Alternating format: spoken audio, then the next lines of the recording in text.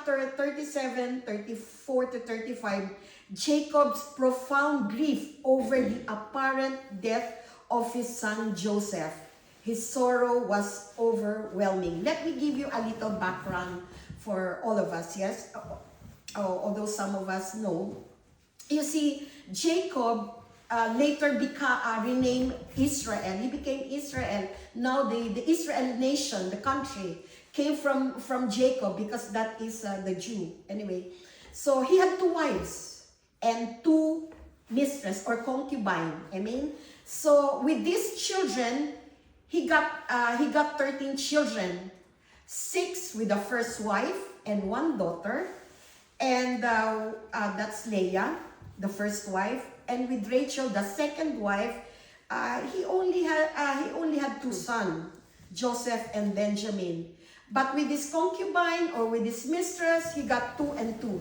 So imagine, they have a very big family. So inevitably, they are living in a very chaotic environment. Yes, because it's a mix of 4 mothers with 13 children. So now Jacob knows that his 10 sons don't normally go to Shechem. So this is the incident. So these children, they normally look after the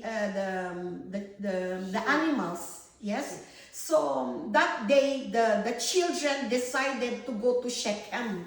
Shechem, they don't normally go there, but the 10 children decided to go to Shechem.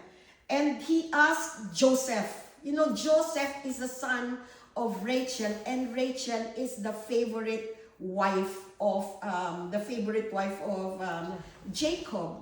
Yes, although he's a second wife, and he had only 2 sons, but he loves Rachel very much. And the fruit of the baby's name is Joseph.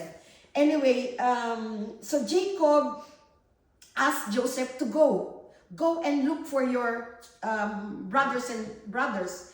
But they already knew that, the father knew that there already rivalry, there already conflict among them. But yet, he asked Jacob to please look for your brother. So, you see, Father Jacob was aware of the intense anger, jealousy, rivalry amongst his children, especially against Joseph. Yes, because he cares for his children, he sent him out. Unfortunately, that was the last time he saw his beloved son, Joseph.